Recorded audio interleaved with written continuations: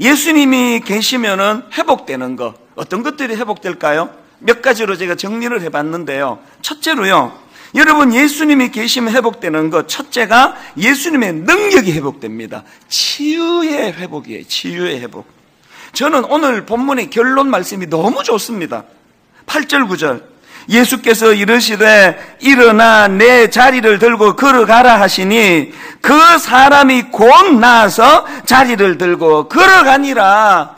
만약에 뭐 중간에 막 예수님 위로도 해주고 등도 두드려주고 뭐 밥도 사드리고 다 했는데 그 38년 된 장애인은 여전히 절망 가운데 그 자리에 주저앉았더라. 이렇게 본문 8절 9절이 끝났다면요, 이거는 오늘 본문으로 사용하면 안 되는 말씀이에요. 뭐 중요한 거는 회복이에요. 회복. 어쨌든 간에 그 절망했던 38년 된 병자가 예수님의 능력을 경험해서 치유가 됐더라. 그래서 저는 그 마음을 가지고 뭐 15주년 뭐 우리끼리 떡 해먹고 이게 중요한 게 아니고요, 오늘도 예배 가운데 이 38년 동안 절망과 우울, 답답한 마음 속에 있었던 이 38년 된 병자같이 오늘 이런저런 실패 때문에 이런저런 경쟁에 낙오하고 우리 아이들이 세상에 그 경쟁에 어릴 때부터 상처받고 마음에 그런 치유되지 않은 상처가 있었던 분들이 오늘 다시 예수 그리스도, 그분이 이 예배를 주관하심으로 말미암아 그 38년 된 병자처럼, 그리고 또 처음에 편지 읽어드렸던 그 자매님처럼 단번에 여러분 내면의 상처가 치유되는 사건이 일어나는 예배가 되기를 바랍니다. 이게 일어나지 않으면 그게 교회가 교회를 할 수 없는 거 아닙니까? 저는 이 본문을 읽으면서 마태복음 17장에 나오는 한 사건이요, 예수님이 세 제자만 데리고 변화산으로 가세요. 베드로, 야고보, 요한 이 제자를 데리고 변화산에 가셨다가 이제 내려오시는데, 제자들이 있는 곳으로 내려오시는데 예수님이 딱 맞닥뜨리는 사건이 하나 있는데, 그게 마태복음 17장 15절입니다. 주여 내 아들을 불쌍히 여기소서. 그가 간질로 심히 고생하여 자주 불에도 넘어지며 물에도 넘어지는지라. 그 낙심한 아버지가 16절에서 내가 주의 제자들에게 데리고 왔으나 능히 고치지 못하더이다. 여러분, 이게 예수님이 부재한 제자들의 현실이에요. 여러분, 이게 예수님이 역사하지 않으시는 교회의 모습이에요. 능히 고치지 못하더이다. 그랬는데 예수님이 다시 복귀하시면서 대반전이 일어나는데요, 17절 18절 예수께서 대답하여 이르시되 믿음이 없고 패역한 세대여, 내가 얼마나 너희와 함께 있으며 얼마나 너희에게 참으리요. 그를 이리로 데려오라 하시니라. 이에 예수께서 꾸짖으시고 귀신이 나가고, 결론 아이가 그때부터 나으니라. 이게 오늘 본문에서 곧 나아서 자리를 들고 걸어가니라 같은 상황 아닙니까? 여러분, 오늘 우리 시대야말로 우리 자녀들이 불에도 넘어지고 물에도 넘어지는 혼미한 상황 그 자체 아닙니까? 저는 목사인데도 불구하고 우리 새아이들이 자라가면은 정말 제 마음이 혼미해요. 얘들을 내가 어떻게 도와야 될지, 어떻게 지도를 해야 될지 막막하기 짝이 없습니다. 오늘 온 나라가, 온 시대가 물에도 넘어지고 불에도 넘어지고 가치관도 없고 말로도 할 수 없는 혼미한 시대이기 때문에, 여러분, 오늘 이런 시대이기 때문에 우리 모두가 다 구해야 되는 것, 하나님이 물에도 넘어지고 불에도 넘어지는 이 혼미한 우리 아들이, 우리 딸이 교회를 통해서 좀 치유가 일어나기 원합니다. 인생의 목표가 설정이 되고 이 혼란한 세상 속에도 중심을 가진 신앙인으로 자라도록 하기 위해서는 분당 우리 교회가 예수님이 계신 베데스다가 되어야 된다는 거예요. 그런가 하면 두 번째로 예수님이 계시면 회복되는 그 하나 더 있는데요, 예수님의 마음이 회복이 되는 거예요. 그게 긍휼입니다. 긍휼. 5절 6절 한번 보십시오. 거기 38해 된 병자가 있더라. 예수께서 그 누운 것을 보시고 병이 벌써 오래된 줄 아시고. 여러분, 사람은요, 자기 생각이 머무는 거기에 눈길이 가게 돼 있는 거예요. 제가 자꾸 이 피부에 뭐가 이렇게 가렵고, 그래서 이거를 이렇게 긁으니까 이게 자꾸 그 도돌도돌한 게 일어나요. 그러면은요, 이게 이제 병원에 가야 되겠구나. 그렇게 생각하고 집에서 교회까지 걸어가다 보면요, 생전에 처음 보던 피부과가 왜 이렇게 많이 눈에 떠있는지 몰라요. 우리 동네에 피부과가 이렇게 많은지 처음 알게 되는 거예요. 왜? 관심이 가는 그곳에 눈길이 가거든요. 학자들이 말하기를 오늘 본문은 6월절이래요. 축제예요. 수많은 사람들이 쏟아져 나와가지고 서로 기쁨을 나누는데, 사람들이 바글바글 거리는데 예수님의 눈길이 38년 동안 고침을 받지 못해 병이 오래된 그 환자에게 주님의 눈길이 가신다. 이게 뭘 의미하겠습니까?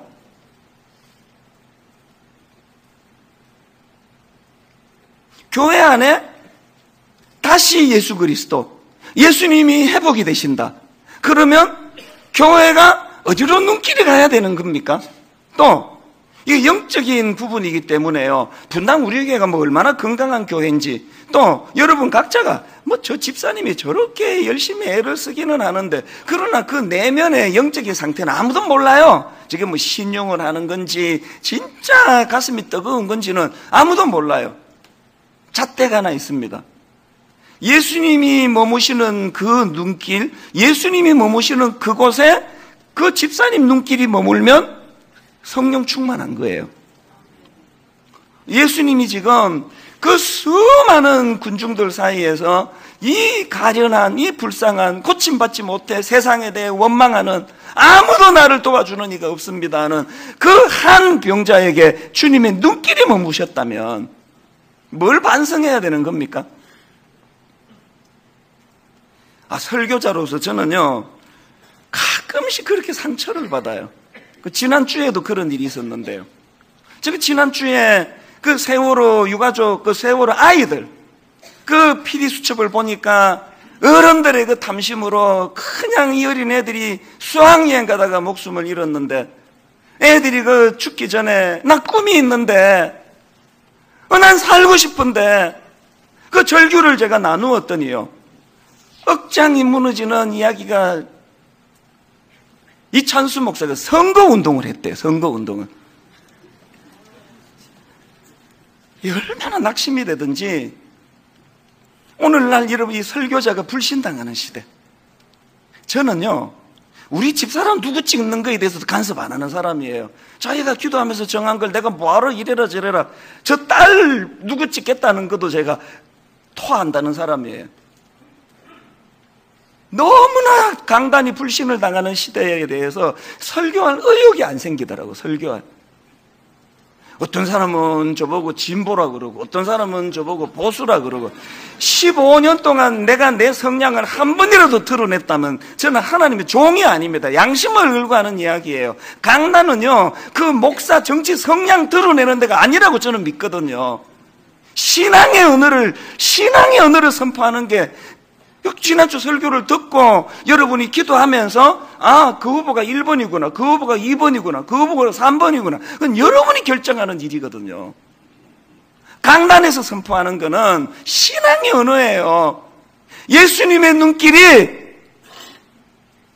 38년 된 고침받지 못한 그 절망하는 그 한 사람에게 마음이 가 있다면, 이게 정치적으로 또 사회적으로 경제적으로 이게 효과가 있는지 없는지 그건 나 잘 모르지만, 강단에서만큼은 예수님의 심정을 전해야 되는 거 아닙니까? 이런 의미에서 저는요, 요한복음 11장에서 그 이해가 안 되는 그 대목을 하나 옛날에 제가 발견했었는데요. 그게 뭐냐 하니까, 예수님이 너무너무 사랑하는 그 나사로 죽어버렸어요. 예수님이 너무 안타까우셔서 이제 현장으로 가셨는데요. 요한복음 11장 33절부터 한번 보십시오. 예수께서 그가 우는 것과 또 함께 온 유대인들이 우는 것을 보시고 심령의 비통이 여기시고 불쌍히 여기사 이르시되 그를 어디 두었느냐? 이르되 주여 와서 보옵소서 하니, 그 다음 보세요. 예수께서 눈물을 흘리시더라. 이 진짜 이상한 거 아닙니까? 왜? 조금 이따 예수님 지금 살려주실 거거든요. 금방 살려주셔요, 금방. 그러면 예수님이 씩 웃으셔야 되는 거 아닙니까? 아이고 이것들이 몰라가지고 내가 살려줄 건데 울고 자빠졌네. 내가 살려줄 건데. 그러면 혼자 씩 웃으셔야 되는 거 아닙니까? 당신이 지금 살려주실 거면서 그 죽은 나사로를 보고 왜 우시느냐고요. 그 처음에 난 이해가 잘 안 되더라고요. 이게 뭐지 이게? 이게 뭔 것 같으세요 여러분은요? 지금 예수님은요 나사로라는 특정한 그 인물을 보시면서 뭘 보시느냐? 저렇게 그냥 하나님을 지멋대로 떠나가지고 그 탕자처럼 지멋대로 인생을 영위하다가 틈만 나면 저렇게 가슴 아픈 일을 겪고 틈만 나면 억장이 무너지는 그 죽음의 공포를 극복하지 못하는 그 인생들에 대한 그 가련한 인생에 대한 주님의 긍휼하심 아닙니까?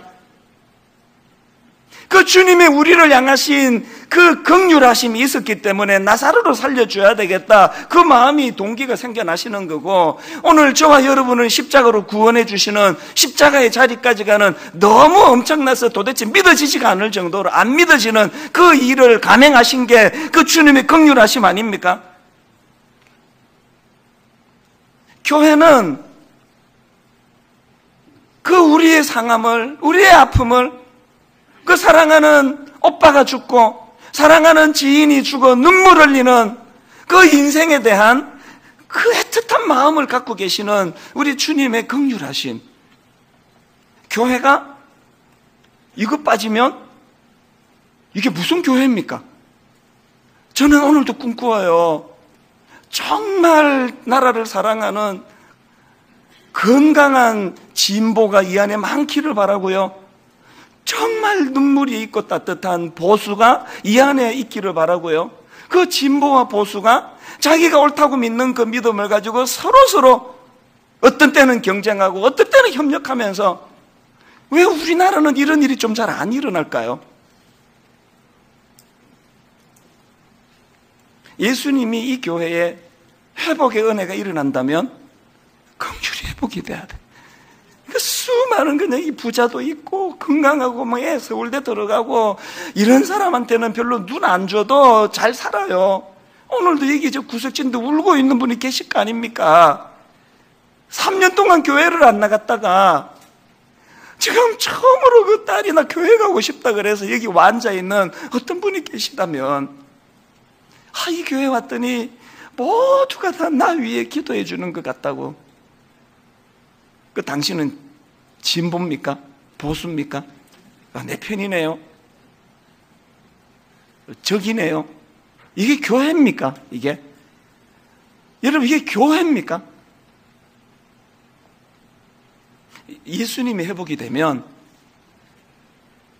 그 수많은 군중들 가운데 우는 그 한 사람, 연약한 그 한 사람, 그래서 나사로를 살려내시고 안 내시고의 문제가 아니라 그 인생에 대한 긍휼히 여기는 마음, 분당 우리 교회 이거 회복되면 좋겠어요. 전 이런 점에서요, 내가 존경하는 분들이 계시는데 경조부예요. 경조부. 제가 어쩌다가 발인 예배 인도하러 장례식장에 가보면은요, 그 발인 예배는 주로 새벽에 드리잖아요. 한결같이 그 나와서 세상에 그 새벽에 교회 신디를 갖다 놓고 반주를 하고 찬양을 불러드리고 그 함께 우는 그런 분들을 보면, 분당 우리 교회 구호가 함께 울고 함께 웃는 분당 우리 교회지만 함께 우는 에 초점이 들어가면 좋겠습니다. 그래서 여러분, 저는 오늘 한 가지 그 부탁을 드리고 싶은데요, 다락방에 참석하셔야 돼요. 다락방에. 여러분, 다락방 가셔야 돼요. 이렇게 한번 예배 드리고 이거 아니에요. 공동체예요. 다락방에 가셔야 돼요. 그리고 이번에 또 교재를 새로 만들었는데, 지금까지는요 제 설교를 가지고 교재 만들고 설교를 제공했는데 이거 빼라 그랬습니다. 설교가 자꾸 중요해지면 안 될 것 같아서 성경 읽으면 되는데 설교 안 읽어도 돼요. 여러분들이 예습하셔야 돼요. 예습. 다락방 가시려면. 그리고 더 중요한 거, 가정을 오픈하셔야 돼요. 가정을. 요새 자꾸 그 집 오픈은 안 한다 그래가지고 그 스타벅스 가가지고 다락방 하는 사람들이 있대요. 가정을 오픈해야 돼요. 우리 집은 누추해서 그래서 오픈하는 거예요. 그래서 그 가정을 오픈해서 아이들 머리에 손을 얹어 축복을 하고 가정을 오픈해야 돼. 가정을. 분당 우리 교회가 예배를 통해서도 은혜를 누려야 되겠지만 여러분 우리 다락방 소그룹에서 서로가 서로를 위해 울어주고 손을 잡아주는 예수님의 긍휼이 회복되는 교회가 되기를 바랍니다. 마지막 세 번째로요, 예수님이 계시면 회복되는 게 하나 더 있습니다. 예수님 주시는 꿈, 의욕이 회복된다는 사실입니다. 6절에 보니까 예수께서 그 누운 것을 보시고 병이 벌써 오래된 줄 아시고 이러시되 내가 낫고자 하느냐. 세상은요 이런 거 안 물어요. 그냥 기능만 살아나면 돼요. 고쳐주면 끝이에요. 이게 예수님과 세상의 결정적인 차이예요. 예수님은요 그 사람의 육신이 고침받는 것에도 관심이 있지만 그 과정에서 그가 상했어야 될 그 내면의 상한 마음, 그 아픔, 38년 동안 고침받지 못해 의욕이 꺾여버리고 내 인생은 그저 이제 뭐 꿈도 없고 희망도 없다고 하는 이 38년 된 병자의 내면을 치유해 주시기 원하시는 주님. 이제 다음 주일날 우리가 자녀들과 함께 예배를 드릴 예정인데요, 자녀들과 함께 예배를 드리면서 제가 이제 어떤 설교를 해야 될까, 아이들에게, 어른들에게, 그러면서 이제 몇 주 전서부터 본문을 살피고 있는데 지난 금요일이에요. 금요일 새벽에 이제 제가 말씀을 준비하다가 보니까 개척 초기에 우리 교회에서 특별 새벽 부흥회 하면은요, 그때는 좀 과장하면은 어른 반 애들 반이었습니다. 세상에 그 자는 애들 다 담요 데리고 와가지고 3살, 2살 꼬맹이부터 중학생, 고등학생 다 와가지고 했는데 교회가 자꾸 커지면서 뭐 어른 올 때도 없는데 애들이 안 오기 시작한 게 지난 금요일에 너무 마음이 아프더라고요. 옛날에 우리 특세할 때 애들과 더불어서 같이 불렀던 찬양 중에 지금 우리는 마음을 합하여 진정으로 찬양할 때니 모이자 하나 되자 우리가 갈 길이라, 중고등부 애들하고 불렀던 그 찬양이 너무 그리워지더라고요. 제가 그날 새벽에 검색을 했습니다. 저 찬양을 검색했더니요 서울에 어느 교회가 나오더라고요. 그 보니까 그 어른 예배 같은데요, 대예배 같은데 이쪽에 한기퉁이 중고등부 애들이 이제 특송을 하는데 이 찬양을 부르는데요, 새벽에 보니까 눈물이 나더라고요. 저 아이들이요, 우리의 젊음 모두 다해 주님을 찬양하며 온 세상에 주의 사랑 전하리라. 일어나 새벽을 깨우리라. 의욕을 말하는 거 아닙니까? 왜 이렇게 눈물이 나는 이유가요, 오늘 여러분 엿새 동안 아이들 꿈을 짓밟아버리는 나라, 세상에 애들 꿈 이렇게 작정하고 짓밟는 나라가 우리나라 말고 또 있을까요? 등수를 가지고 니는 1등, 니는 꼴찌.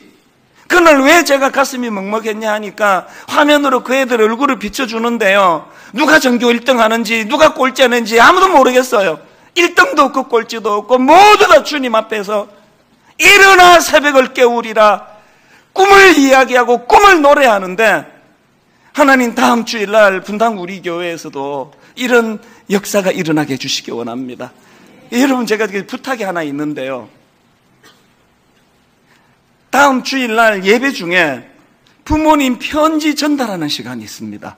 이번 주 중에 여러분 아이에게 정성을 다해서 편지 써주시기를 바랍니다.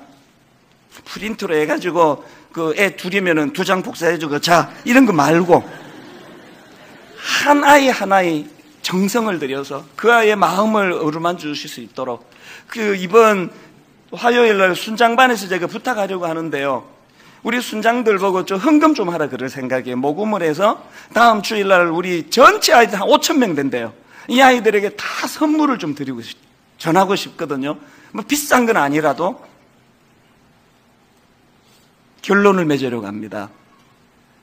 여러분 저는 오늘 3가지 말씀을 드렸습니다. 예수님의 능력, 치유가 회복이 돼야 되고요, 예수님의 마음, 긍휼이 회복이 돼야 되고요, 예수님 주시는 꿈, 의욕이 회복돼야 되고요, 무엇보다 중요한 것, 이것들이 회복되기 위해서는 예수 그리스도가 회복이 돼야 됩니다. 하나님 이 교회는 예수 그리스도가 십자가로 우리를 구원해 주신 예수 그리스도가 그분의 능력이, 그분의 긍휼하심이, 그분이 주시는 꿈이 회복되는 교회 되기를 원합니다. 오늘 말씀을 기억하시면서 우리에게 소원이 하나 있네. 주님 다시 오실 그날까지 우리 가슴에 새긴 주의 십자가 사랑, 우리 가사를 생각하시면서 함께 이렇게 찬양하기 원합니다. 우리에겐 소원이 하나 있네.